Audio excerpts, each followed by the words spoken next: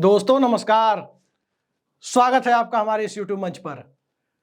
दोस्तों, बिहार की राजनीति दिलचस्प मोड़ पर पहुंच रही है और इस रूप में दिलचस्प मोड़ पर पहुंच रही है जिसमें बिना 10वीं शपथ लिए नीतीश कुमार बिहार में विपक्ष परिवर्तन की दिशा में आगे बढ़ते हुए दिखाई दे रहे हैं। यूं कहें कि काफी हद तक आगे बढ़ से गए हैं, इस रूप में आगे बढ़ गए हैं जिस रूप में राष्ट्रीय जनता दल और इंडिया अलायंस के घटक दल बेसब्री से इंतजार करते हुए पाए जा रहे हैं। ऊपर से बयान कुछ भी दिए जाएं, अंदर खाने अंतिम दौर में पूरी बाजी पहुंचती हुई दिखाई दे रही है। लेकिन इस अंतिम दौर में पहुंचने वाली बाजी के पीछे की पृष्ठभूमि क्या है और हालात कैसे ऐसे बने, आइए जरा इसको देखते हैं।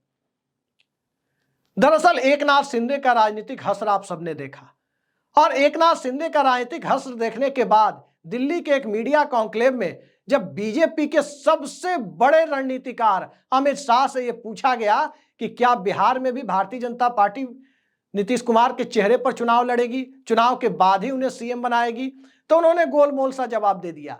यह कह दिया कि इस तरह के सवालों के जवाब मीडिया कॉन्क्लेव में नहीं दिए जाते, ऐसे कार्यक्रमों में नहीं दिए जाते।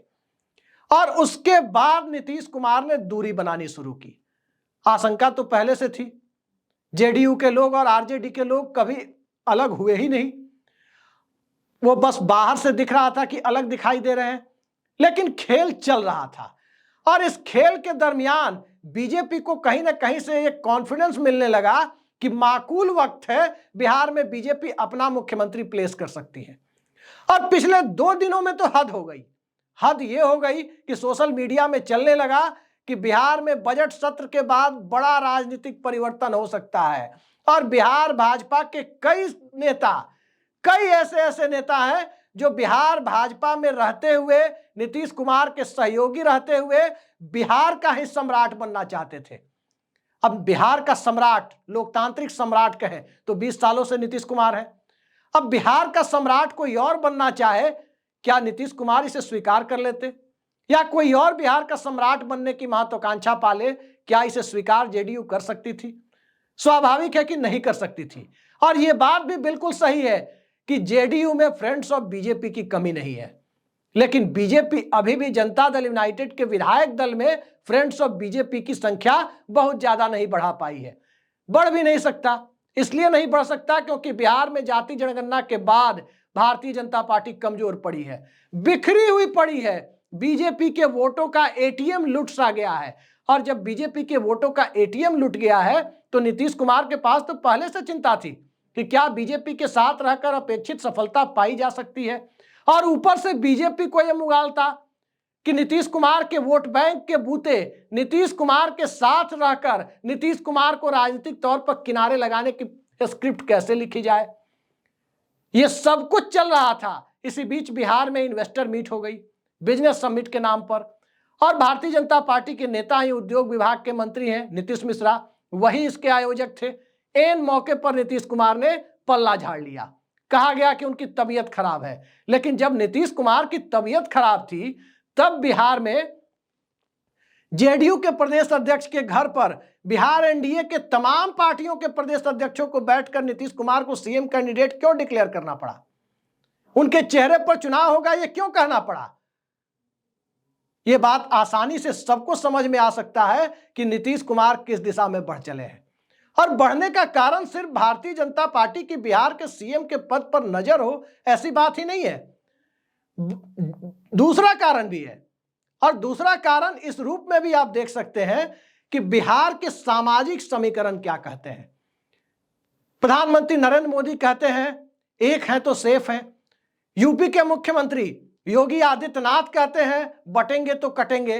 और राजद और जदयू को भी लग रहा है कि इस नाजुक मौके पर जब भारतीय जनता पार्टी संसद में अपने बूते बहुमत में नहीं है और पूरे देश की नजर बिहार पर है और बिहार ही देश को दिशा दिखाने के साथ साथ बिहार में अपना राजनीतिक वजूद बचाने के लिए जब राजद और जदयू दोनों कोशिशें करते हुए दिखाई दे तो उनके सामने भी एक ही रास्ता है, बटेंगे तो कटेंगे, एक है तो सेफ है। नीतीश कुमार भी इस बात को समझते हैं, तेजस्वी यादव भी इस बात को समझते हैं। बिहार के उपचुनाव की परिस्थितियां भी इस बात की तरफ इशारा करती है कि तमाम मजबूत समीकरण के बावजूद जो चुनाव जीतने के लिए जो जरूरी वोट होते हैं वो आज की तारीख में इंडिया अलायंस के घटक दलों को मिलाकर भी नहीं है। चारों सीटों पर सफाया हो गया था उपचुनाव में, लोकसभा चुनाव में भी कमोबेश यही हुआ था। लेकिन नीतीश कुमार के पास इतने वोट जरूर हैं कि वो जिस गठबंधन के साथ जाए वो जीत सकते हैं। अब सवाल है कि भारतीय जनता पार्टी के साथ रहने में क्या दिक्कत है। दिक्कत वही है कि चुनाव के बाद मुख्यमंत्री बनाएंगे या नहीं बनाएंगे।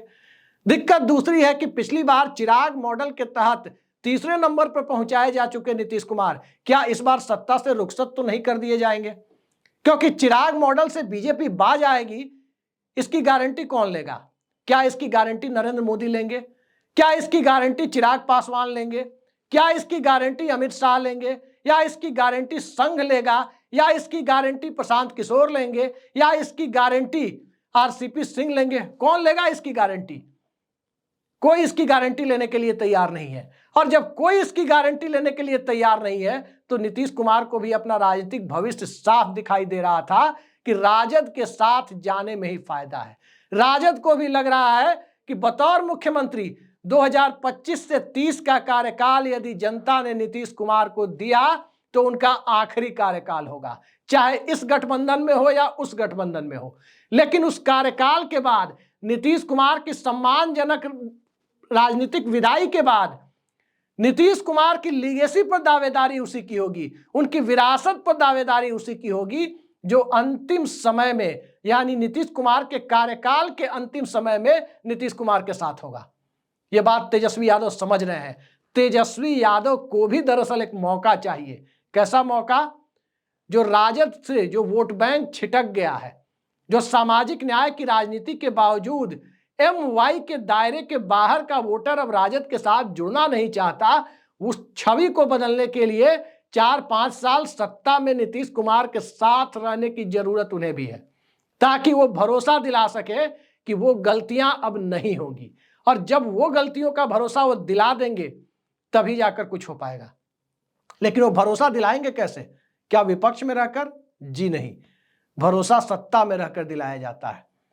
सत्ता में रहकर ही वो दिला सकते हैं। और रही बात नीतीश कुमार की, तो एक तरफ दिल्ली से पटना तक मैराथन बैठकों का दौर तो शुरू करा ही दिया।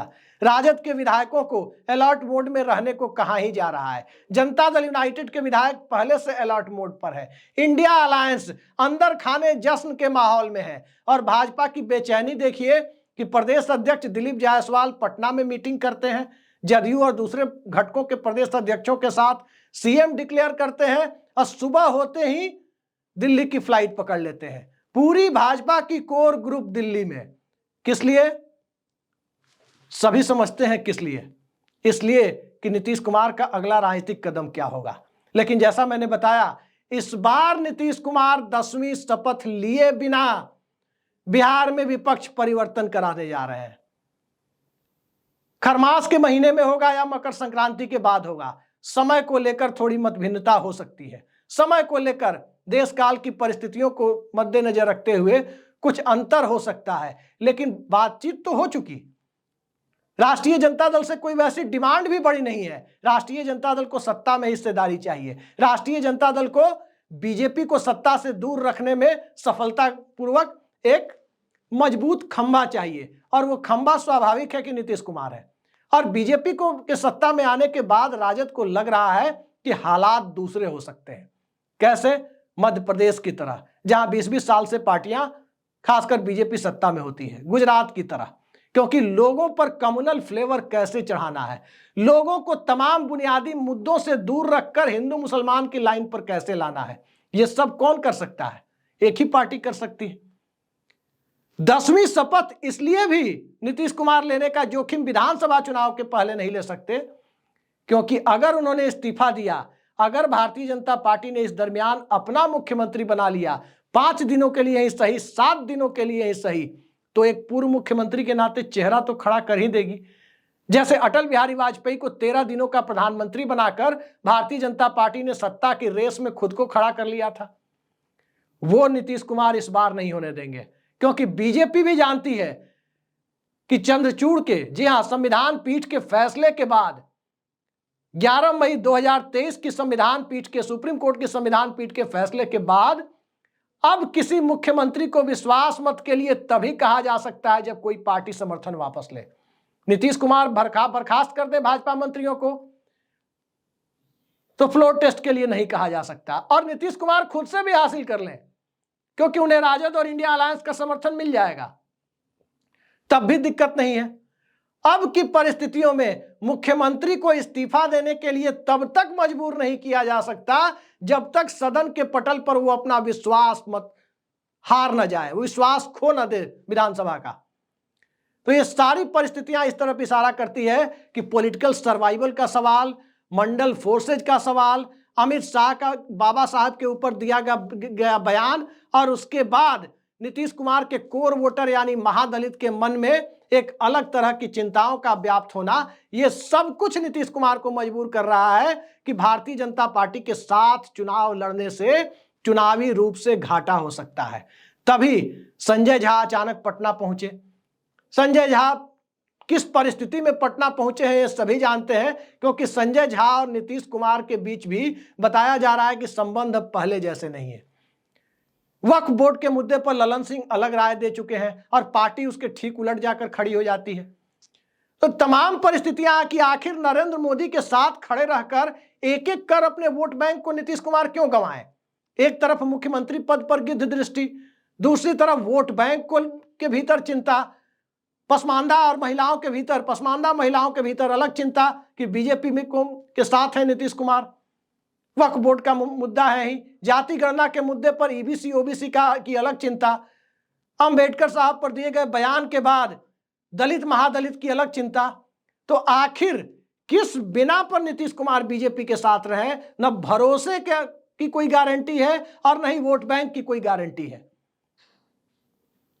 और इसके आगे सियासत में कैसे परिस्थितियां बदलती है और जमीन की नब्ज को खासकर कोई सीजन्ड पॉलिटिशियन समझता है, इसे नीतीश कुमार से बेहतर शायद ही उत्तर भारत की राजनीति में कोई समझता हो।